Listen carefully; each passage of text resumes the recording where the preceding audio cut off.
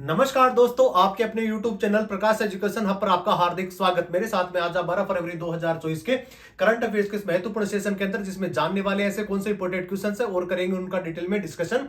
तो सेशन की शुरुआत करते हैं आज के दिन के साथ में। आज 12 फरवरी और 12 फरवरी अपने लिए क्यों महत्वपूर्ण है या कह सकते हैं आज कौन सा दिवस मनाया जा रहा है। आप मेरे पीछे देख रहे हैं, आज राष्ट्रीय उत्पादकता दिवस, राष्ट्रीय उत्पादकता दिवस, नेशनल प्रोडक्टिविटी डे जो 12 फरवरी को मनाया जाता है। इसकी शुरुआत कब होती है, इसके उद्देश्य क्या है और इसकी थीम क्या है 2024 की, करेंगे विस्तार से चर्चा। तो जानते हैं सबसे पहले इसकी शुरुआत कब होती है। तो पहले देखते हैं कि राष्ट्रीय उत्पादकता परिषद स्थापना वर्ष 1958 किस विभाग के अंतर्गत आता है। तो आता है वाणिज्य विभाग केंद्र सरकार का, तो वाणिज्य विभाग के ये अंडर आता है। राष्ट्रीय उत्पादकता परिषद जिसकी शुरुआत होती है 1958 से, इसकी स्थापना होती है और विभाग कौन सा है, वाणिज्य विभाग के अंदर ये आता है। बात करते हैं 1961 के आते आते एक नया वर्ष की शुरुआत होती है कि राष्ट्रीय उत्पादकता को कह सकते हैं कि डेडिकेट करने के लिए ऐसा कोई दिवस मनाया जाने की शुरुआत की जानी चाहिए, क्योंकि कार्यशालाओं के माध्यम से प्रोडक्टिविटी को कैसे सुधारा जाए उसी के उद्देश्य से इस प्रकार के दिवस को मनाने की शुरुआत करी जाती है, जिसके अंदर प्रशिक्षण, उत्पादकता और रोजगारोन्मुख व्यवस्था को और ज्यादा बेहतर बनाने के लिए शुरुआत करी जाती है। और 1962 से इसको लगातार हर साल 12 फरवरी को मनाया जाने लगा। वैसे मैं आपको बताता चलूं कि 12 फरवरी 1962 को अंतरराष्ट्रीय श्रम संगठन उसकी स्थापना का वर्ष भी है और दिवस भी मनाया जाता है। कब, 12 फरवरी 1962 से इसकी शुरुआत होती है और उसी दिन से राष्ट्रीय उत्पादकता दिवस मनाने की शुरुआत भी हो जाती है, जो हर साल मनाया जाता है। बात करते हैं राष्ट्रीय उत्पादकता दिवस का जो सप्ताह है, वो जो पखवाड़ा होता है, वो कब से कब होता है। 12 से लेकर के 18 फरवरी तक एक ये सप्ताह बनाया जाता है, पखवाड़ा बनाया जाता है और हर साल ये मनाया जाता है। तो आप देख रहे हैं कि राष्ट्रीय उत्पादकता दिवस मनाने की शुरुआत होती है कब, 1958 से इसकी नींव पड़ती है। 1962 से हर साल इसको मनाया जाने लगा। और भारतीय संदर्भ से अगर देखा जाए तो राष्ट्रीय उत्पादकता के माध्यम से विश्व पटल पे भारत अपनी मौजूदगी ज्यादा से ज्यादा बेहतर तरीके से कैसे अपने आप को वहां पे स्टैंड कर पाता है, उसी के उद्देश्य से आज का जो दिवस है जो 12 फरवरी है उसको राष्ट्रीय उत्पादकता दिवस के नाम से उसको जाना जाता है।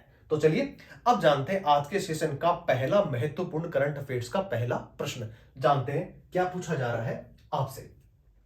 जिरकोन मिसाइल एक सुपरसोनिक मिसाइल है और बैलिस्टिक मिसाइल्स, और साथ में हाल ही में किस देश के द्वारा इसका सफल परीक्षण किया गया और इसको लॉन्च किया गया।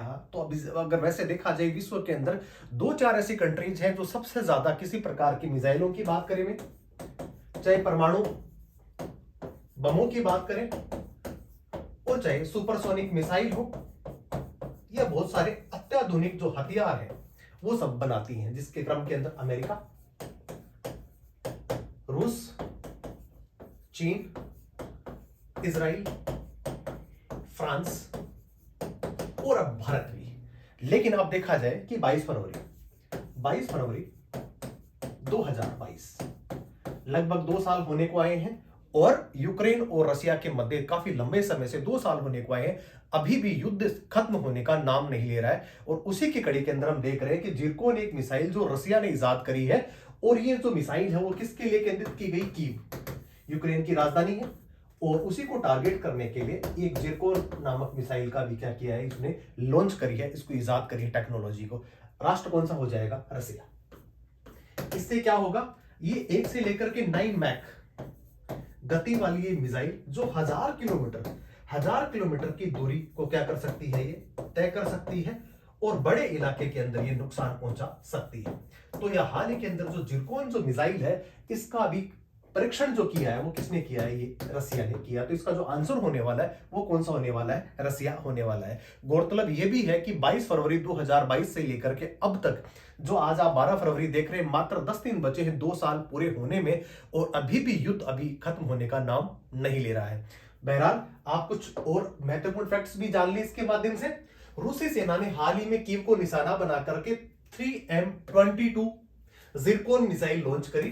3M22 जिरकोन जो रूस में एक विकसित एक मिसाइल है, जो एक स्क्रैमजेट संचालित हाइपरसोनिक क्रूज मिसाइल है, जो 1 मैक से लेकर के 9 मैक की गति और 1000 किलोमीटर की रेंज का क्या करती है? ये दावा करती है। अब बात करते हैं कि विश्व संदर्भ के अंदर इसके समकालिक या कह सकते हैं इसके बराबर की कौन कौन सी मिसाइल जो विश्व के अंदर वर्तमान में संचालित है।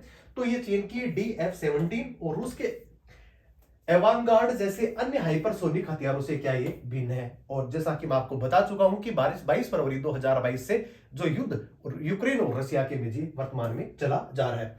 तो आप देख रहे हैं इस पिक्चर के माध्यम से रसिया सक्सेसफुली टेस्ट फायर किया है कौन सा? जिरकोन का हाइपरसोनिक मिसाइल है, और इसकी जो मैक की गति है वो कितनी है? 9 मैक है। तो चलिए जानते हैं अगला प्रश्न।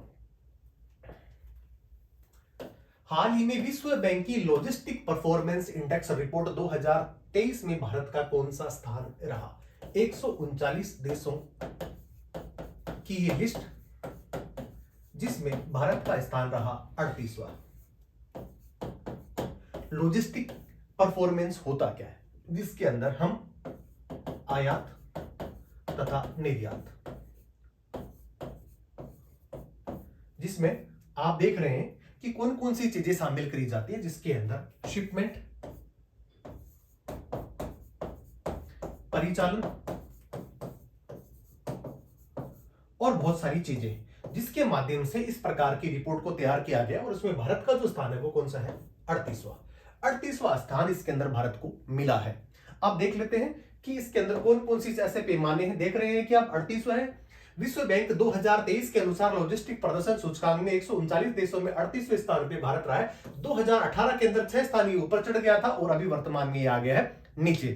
अब बात करते हैं सीमा शुल्क, बुनियादी ढांचा, रसद सेवाएं, शिपमेंट व्यवस्था, ट्रैकिंग, समयबद्धता में प्रगति, पीएम गति सदी को नेशनल मास्टर प्लान और नेशनल लॉजिस्टिक पॉलिसी की जैसी, साथ साथ में कुछ यूनिफाइड लॉजिस्टिक इंटरफेस प्लेटफॉर्म जैसे डिजिटल के अंदर इस पे शामिल किए गए हैं, जिसके अंदर बहुत सारे ऐसे आयाम रखे गए जिसके माध्यम से इसकी रैंकिंग को पहचाना जाता है। और बहरहाल आप देख रहे हैं कि भारत की जो स्थिति जो है वो कम में ज्यादा अच्छी नहीं है, जहां पे भारत को स्थान कौन सा मिला है? 38वां मिला है। हालांकि देशों की संख्या भी काफी लंबी चौड़ी है, जिसके अंदर 139 देश है, लेकिन विश्व महाशक्ति बनने का सपना संजोए यह कह सकते हैं कि थोड़े दिनों के अंदर भारत आर्थिक महाशक्ति नंबर 3 पे पहुंचने वाला है, जहां पे उसकी लॉजिस्टिक जो शक्ति है वो थोड़ी कमोबेश क्या है? नीचे नजर आ रही है अपने को। बहरहाल आगे काम करने की आवश्यकता भारत को। तो चलिए आप देख रहे हैं इस पूरी की पूरी टेबल के माध्यम से, जहां पे जो भारत का स्थान है वो संयुक्त रूप से सऊदी अरेबिया के साथ में 38वां नंबर का आपको यहाँ पे दिखाई दे रहा है। चलिए जानते हैं अगला प्रश्न, प्रश्न संख्या 3। प्रश्न आपसे पूछा जा रहा है कि पुरानी पेंशन योजना बहाल करने वाला पहला पूर्वोत्तर राज्य कौन सा बना है? पूर्वोत्तर राज्यों की अगर बात करते हैं तो 7 सिस्टर के साथ में एक सिक्किम है, जिसको पूर्वोत्तर राज्यों के अंदर इसको काउंट किया जाता है। वैसे देखा जाए तो 7 सिस्टर के अंदर सारे स्टेट शामिल होते हैं, लेकिन कौन सा एक राज्य? सिक्किम। स्थापना कब होती है या भारत के अंदर कब उसको शामिल किया जाता है? 1975 में। इससे पहले एक स्वायत्त शासी वो क्या था? एक राज्य था। वर्तमान में प्रेम सिंह तमांग उसके क्या है?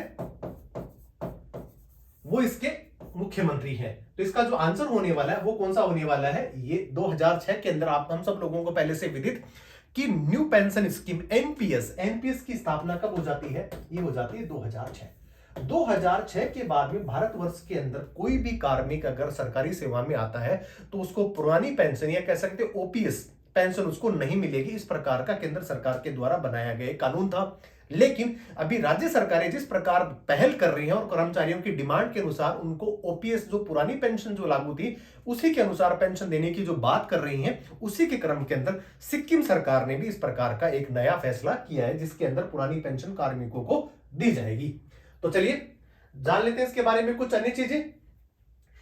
सिक्किम ने 1 अप्रैल 2006 या उसके बाद जो नियुक्त हुए हैं उनको पहले ओपीएस दी जाने वाली थी, लेकिन 6 के बाद में इस प्रकार का नियम आया कि जिसके अंदर कुछ पैसा केंद्र सरकार मिलाया करती थी और कुछ राज्य सरकार और कुछ कर्मचारी मिला करके इस प्रकार का पेंशन जाने के बाद उसको इस प्रकार का क्या मिल जाता था, फंड मिल जाता था। लेकिन उसको कमोबेश ये कह सकते हैं कि उसको ओपीएस की तरह ज्यादा फायदा तो नहीं होता था, ऐसा कर्मचारी दावा करते हैं। तो इसीलिए राज्य सरकार ने इस प्रकार का एक कह सकते हैं संवेदनशील निर्णय लिया और लोगों की डिमांड को पूरा करते हुए इसको ओपीएस में तब्दील कर दिया।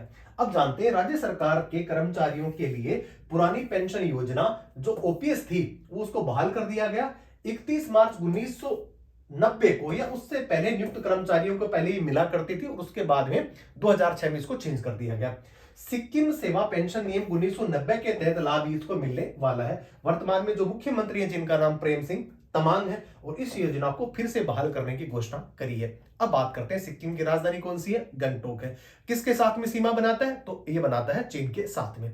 वैसे देखा जाए तो भारतवर्ष के अंदर अगर जैविक कृषि वाला प्रथम अगर कोई राज्य बना, उस राज्य का नाम कौन सा है, वो सिक्किम है। तो चलिए जानते हैं अगला प्रश्न, प्रश्न संख्या 4। यूपीएससी संघ लोक सेवा आयोग ने हाल ही में किस शहर में समर्पित परीक्षा केंद्र का उद्घाटन करा है? आंसर इसका हो जाएगा कौन सा, करगिल।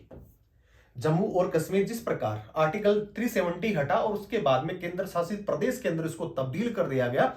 और कारगिल किसके अंदर आता है, लेह के अंतर्गत ये आता है। कारगिल एक जिला, हम सब लोगों को पहले से याद कि 1999 का जब कारगिल युद्ध होता है उसके बाद में इस जिले को हम पहचानने लगे हैं।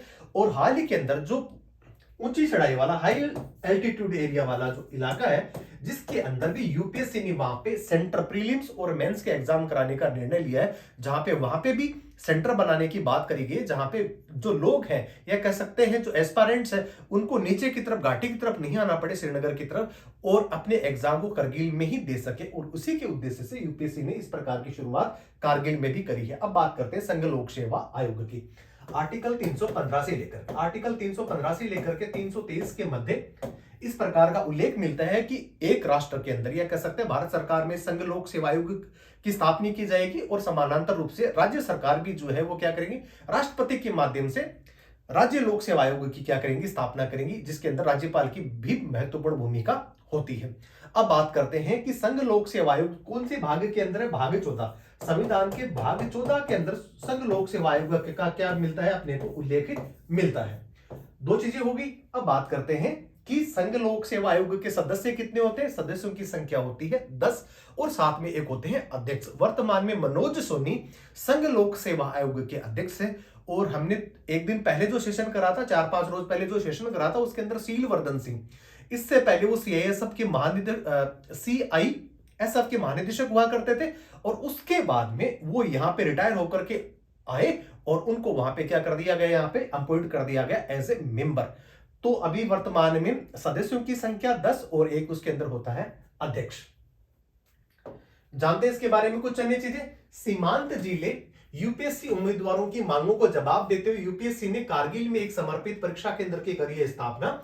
नया केंद्र आगामी सिविल सेवा की जो प्रारंभिक परीक्षा होगी उसके लिए क्या किया जाएगा, इसको चालू किया जाएगा और वहीं पे एस्पायरेंट्स को वहां पे प्लेटफॉर्म दिया जाएगा कि वो अपने एग्जाम्स यहीं पे दे पाएंगे। इस कदम का उद्देश्य दूर दराज के क्षेत्रों में उम्मीदवारों के सामने आने वाली चुनौतियों का समाधान करना और उन्हें सिविल सेवा के अपने सपनों को आगे बढ़ाने के लिए एक उचित मंच प्रदान करना भी है। अब बात करते हैं कि सिविल सेवा के जो सदस्य होते हैं उनकी संघ लोक सेवा आयोग के जो सदस्य होते हैं उनकी एज कितनी होगी, 65 साल से ज्यादा काम नहीं कर पाएंगे और साथ में 6 साल का उनका क्या होगा, ये कार्यकाल होने वाला है। तो आपने देखा इस प्रश्न के माध्यम से। अब जानते हैं अगला प्रश्न, प्रश्न संख्या 5। देश का पहला ड्राइव चार्ज रोड वाला राज्य कौन सा बना है? ड्राइव चार्ज का मतलब यह है कि रोड अपने आप क्या कर देगा, वाहनों को चार्ज कर देगा। वैसे देखा जाए कि जिस प्रकार ईवी व्हीकल्स की तादाद रोड पे दिन प्रतिदिन बढ़ती चली जा रही है और जिस प्रकार से टेक्नोलॉजी दिनों दिन बढ़ती चली जा रही है और ईवी व्हीकल्स की जो मार्केट के अंदर डिमांड और साथ साथ में मुफीद या कह सकते हैं किफायती भी सबसे ज्यादा बनते चले जा रहे हैं। और इसी की तर्ज पे पहले तो बात ये करी जा रही थी कि जहां जहां पे हाईवेज बन रहे हैं वहां पे ईवी चार्जिंग स्टेशन बनाने की बात करी जा रही थी, लेकिन उससे एक कदम और आगे एक राज्य बना है जिसका नाम है कौन सा? केरला। केरला क्या करने वाला है? केरला वो करने वाला है जो भारत में अभी तक किसी राज्य ने नहीं करा। क्या करने वाला है? जो रोड्स बनी है, रोड के नीचे इस प्रकार की केबल बिछाई जाएगी जिससे ऑटोमेटिकली कोई भी वाहन जब रोड पे वो चल रहा है तो हाथों हाथ ही क्या हो जाएगा, वो बिना वायर के अपने आप ही स्वतः ही चार्ज हो जाएगा। इस प्रकार की कवायद अभी वर्तमान में राज्य सरकार केरल द्वारा इस प्रकार की शुरुआत की जाएगी और एक पायलट प्रोजेक्ट वहां पे लगाया जा रहा है। तो आप देख रहे हैं इस प्रश्न के माध्यम से इसका जो आंसर होने वाला है वो कौन सा होने वाला है? केरला इसका आंसर होने वाला है। वैसे देखा जाए तो टेक्नोलॉजी के बारे में या कह सकते हैं कि सबसे ज्यादा अगर कोई अच्छी योजनाओं को ज्यादा इंप्लीमेंट करने की अगर बात होती है तो वहां पे केरल का नाम सबसे पहले आ गया था। 100% अगर लिटरेसी वाला अगर कोई राज्य बनता है तो कौन सा बनता है? वो बनता है केरला। इसके अलावा सर्वाधिक लिंगानुपात वाला राज्य कौन सा बनता है? तो भी कौन सा बनता है? केरला बनता है। अगर पूरे राज्य के अंदर होल मार्किंग सिस्टम और ऑर्नामेंट्स कह सकते हैं शुद्धता के नाम से सोने के साथ में खरा स्वादिया कह सकते हैं, उसके लिए भी होल मार्किंग सिस्टम पूरे जिले के अंदर लागू करने वाला राज्य कौन बनता है? केरला बनता है। माइक्रोसाइटिंग जितने भी प्रकार के जो धर्म स्थल हैं उनकी शुरुआत करने वाला राज्य कौन बनता है? वो भी केरला बनता है। तो केरला अपने आप में अनूठा राज्य और उसी के तर्ज के अंदर देश का पहला ड्राइव चार्ज रोड वाला राज्य कौन सा बना? आंसर इसका हो जाएगा केरला। वर्तमान में जिनका मुख्यमंत्री जिनका नाम पी विजयन और वहां के जो राज्यपाल है जिनका नाम है आरिफ मोहम्मद खान। जान लेते हैं इसके बारे में कुछ अन्य चीजें।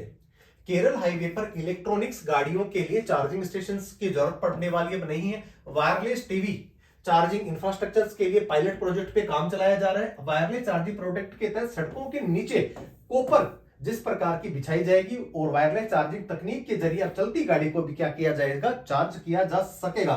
कोई भी चलती हुई टीवी वायरलेस विशेष रिसीवरों के जरिए इन कॉपर्स के माध्यम से, कॉपर केबल जो है उनके माध्यम से क्या किया जाएगा? इसको चार्ज किया जाएगा जिससे क्या हो जाएगी? चार्ज हो जाएंगी। तो आप देख रहे हैं केरल एक ऐसा राज्य बना है। जानते हैं अगला प्रश्न संख्या 6। विश्व पुस्तक मेले 2024 का आयोजन कहां पर किया जा रहा है? इसका आयोजन वर्तमान में चल रहा है। 10 फरवरी से इसकी शुरुआत हो चुकी है। 51वां जो ये पुस्तक मेला है ये कहां पे किया जा रहा है? ये किया जा रहा है कहां पे? नई दिल्ली में। इसका आंसर होने वाला है नई दिल्ली। 40 देशों के प्रशासक और 1000 के लगभग प्रतिनिधि इस विश्व पुस्तक मेले के अंदर भाग ले रहे हैं। अब बात करते हैं कि ये फ्री किसके लिए रखा गया है? दिव्यांग और जो बूढ़े लोग हैं उनके लिए ये क्या किया गया? इसको फ्री कर दिया गया है और इसके अंदर वो कभी भी यहाँ पे इसके लिए एंट्री फीस की किसी प्रकार की जरूरत नहीं है। और इसके अंदर 3 साल के से जो छोटे बच्चे हैं उनके लिए भी एंट्री फ्री रखी गई है। जानते हैं नई दिल्ली में है 51वें पुस्तक मेले की शुरुआत करी गई प्रगति मैदान के अंदर, जहां पे 10 से लेकर के 18 फरवरी तक ये चलने वाला है। और 1 से लेकर के 5 तक का जो भारत मंडपम जिसकी शुरुआत हम कर सकते अभी G20 का जो सम्मेलन हुआ था जिसमें सारे लोग देशों के जो G20 के जो राष्ट्राध्यक्ष जो यहाँ पे आए थे और वहीं पे ही इसकी शुरुआत की गई है 1 से लेकर के 5 मंडप तक। और इसके अंदर सबसे बेस्ट जो आपको चीज बताने वाला हूं, प्रश्न पूछा जा सकता है guest of honour kingdom of Saudi Arabia, इसके अंदर इसको विशेष तौर पे इसको सम्मानित या कह सकते हैं उनको आमंत्रित किया गया है। शुरुआत इसकी 10 फरवरी से हो चुकी है। 51वां वर्ल्ड बुक फेयर 2024 ये चलाया जा रहा है। जानते हैं अगला प्रश्न संख्या 7। फिट इंडिया मूवमेंट के ब्रांड एम्बेसडर कौन बने हैं? नाम आ जाएगा इनका नरेंद्र कुमार यादव। नरेंद्र कुमार यादव मात्र 22 साल की उम्र के अंदर भारतीय राजस्व सेवा के अंदर इनका दाखिला हो जाता है या कह सकते हैं इनका चयन हो जाता है। उसके बाद में फिट इंडिया मूवमेंट के ब्रांड एम्बेसडर बने हैं। अब बात करते हैं कि इसकी शुरुआत कब होती है। फिट इंडिया मूवमेंट की शुरुआत होती है 2019 और दिवस था 29 अगस्त। 28 दिवस को हम लोगों को सब पैसे पता, 28 अगस्त को हम मनाते हैं कौन सा? खेल दिवस। ध्यानचंद का जो पुरस्कार दिया जाता है ये कह सकते हैं मेजर ध्यानचंद की जो उपलब्धियां हैं उन्हीं को या उनके जन्म दिवस पे हम क्या मनाते हैं? खेल दिवस मनाते हैं। और उसके अगले दिन से इसकी शुरुआत करी गई थी। और इसका जो आंसर होने वाला है वो कौन सा होने वाला है? वो आंसर होने वाला है इसका नरेंद्र कुमार यादव। चलिए जानते हैं इसके बारे में कुछ अन्य चीजें। नरेंद्र कुमार यादव जीएसटी के अतिरिक्त निदेशक 22 वर्ष की उम्र में भारतीय राजस्व सेवा के लिए चयनित हो गए थे और 29 अगस्त 2019 से इसकी क्या हो गई थी? इसकी शुरुआत हो गई है। चलिए देख लेते हैं इसके बारे में कुछ अन्य चीजें। भारतीय सेना द्वारा 25 फरवरी से किस देश की सेना के साथ में धर्म गार्जियन नामक युद्धाभ्यास की शुरुआत करी जाएगी? आंसर इसका हो जाएगा कौन सा? जापान। जापान के साथ में हर साल भारत इस प्रकार का युद्धाभ्यास करता रहता है। अब बात करते हैं कि ऐसे कौन कौन से युद्धाभ्यास है जो जापान के साथ में भारत करता है। तो सबसे पहले तो वीर गार्जियन। वीर गार्जियन क्या है? वीर गार्जियन भारतीय वायुसेना और जापान की वायुसेना के मध्य अभ्यास किया जाता है। वीर गार्जियन की बात हो रही है। धर्म गार्जियन भारतीय थल सेना और जापानी थल सेना के मध्य किया जाता है और इसका जो आयोजन होने वाला है वो कब होने वाला है? फरवरी माह में होने वाला है, मार्च तक ही चलने वाला है और आयोजन स्थल होने वाला है राजस्थान का जैसलमेर। अब बात करते हैं कि जीमैक्स। जीमैक्स क्या है? ये भारतीय नौसेना और जापान की नौसेना के मध्य किया जाने वाला संयुक्त सैन्य अभ्यास है। अभी वर्तमान में जापान के जो प्रधानमंत्री है जिनका नाम है फूमिदो किशिदा फोमियो है, वहां के प्रधानमंत्री हैं। और बात करते हैं कि जापान की राजधानी टोक्यो, और टोक्यो का जो हैनोडी हवाई अड्डा है वो विश्व का सबसे व्यस्त भी कह सकते हैं और प्रबंधन के मामले में सबसे अच्छा हवाई अड्डा वो कौन सा है? वो भी जापान का ही है। तो आप देख रहे हैं इस प्रश्न के माध्यम से कि इसका जो आंसर होने वाला है कि धर्म गार्जियन